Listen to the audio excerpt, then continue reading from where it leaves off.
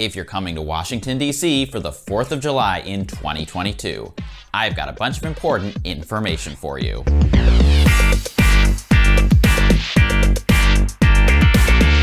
Probably the best news is that for the first time in 3 years, the National Independence Day Parade is back. At 11 o'clock a.m. on July 4th, actors dressed up like Thomas Jefferson and Benjamin Franklin will arrive at the National Archives. And at 11:45 a.m., following a dramatic reading of the Declaration of Independence, the parade will begin at the Archives. The parade route is on Constitution Avenue from 7th to 17th Street. It's actually the same route as the National Cherry Blossom Festival Parade, which I live streamed earlier this year. So if you want to see what the parade route looks like, go ahead and look in the description for a link to that replay. The parade is about 2 hours long and will end around 2 o'clock p.m. Now, let's talk about the fireworks. The fireworks on the National Mall will begin on July 4th at 9:09 p.m. My best guess is that, like last year, the fireworks will be launched from the Lincoln Memorial Reflecting Pool. But unfortunately, the National Park Service doesn't release their final map until about 1 week beforehand. So make sure you're following Trip Hacks DC on all the social medias, as I usually post updates about this kind of thing over there. And in 2 weeks, I'm going to post a video here on the YouTube channel about 7 good areas where you can watch this year's fireworks. By the way, I've been so excited to talk about the parade and the fireworks, I haven't even introduced myself yet. If you're new to this channel, my name is Rob.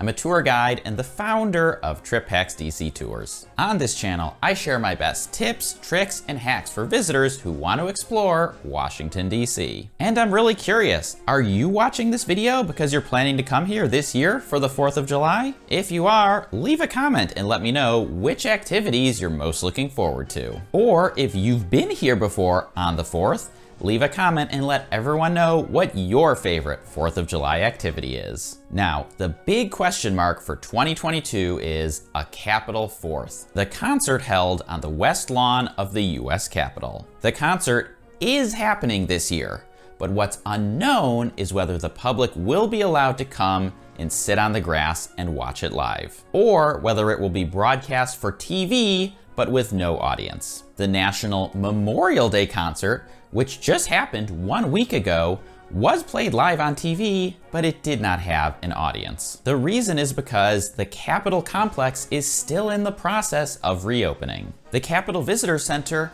has just reopened for the first time in over 2 years. And it's only a limited reopening, so it's still not back to full capacity. So I think that right now you have to plan expecting that there won't be a live audience at this year's concert. But since I don't know yet for sure, if this changes, I will definitely post about it on Trip Hacks DC social media. Okay, so maybe you've done the big touristy activities before, or you're just looking for something a little different. What else is there to do? My personal favorite thing to do is go to the Washington Nationals home game. Even though this year's team is not so great, it's still a fun thing to do. The Nationals are playing the Marlins this year, and it starts bright and early at 11 a.m. If you're not a baseball fan and you don't want to go to the big national parade downtown, there are 2 neighborhood Independence Day parades. In Capitol Hill, there's a parade on 8th Street or Barracks Row. And in the Palisades neighborhood, there's a parade on MacArthur Boulevard.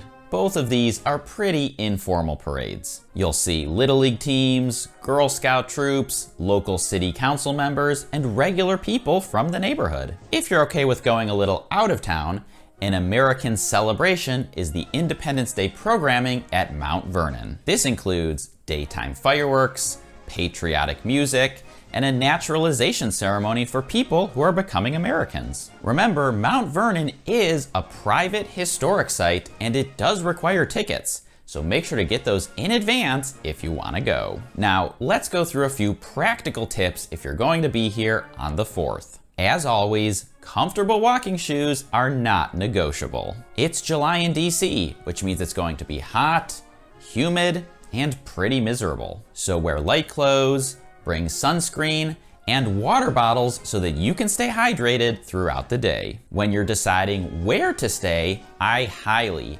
highly recommend picking a hotel downtown, especially if you're going to do both daytime activities like the parade or baseball game and the fireworks. You want the ability to walk back to your hotel, take a shower, and just sit around in the AC for a little while. If you stay really far away, commute in, and then try to power through the day, it's gonna be tough. Trust me that the heat and humidity just zap the energy right out of you. For getting around, the best option is with your own 2 feet. The second best option is metro, and the worst option is driving. This is pretty much always the case.